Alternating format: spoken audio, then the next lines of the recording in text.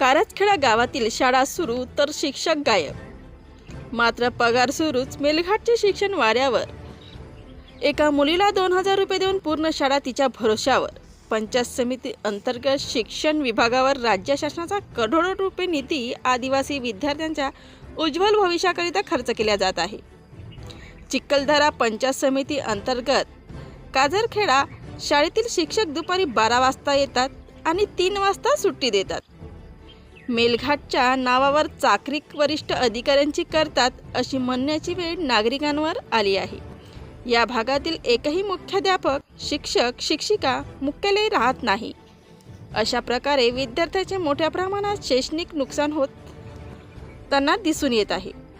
पालकांमध्ये तीव्र संताप व्यक्त होताना दिसून येत आहे.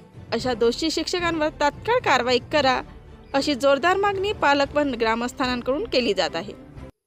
संपूर्ण प्रकाराकडे संबंधित केंद्रप्रमुख दुर्लक्ष करत असल्याचा आरोप त्यांच्या आशीर्वादानेच या केंद्रातील भोगळ कारभार सुरू असल्याचे बोलले जात आहे. बिरसा संदेश न्यूज, मेलघाट प्रतिनिधी मंगेश निवतकर.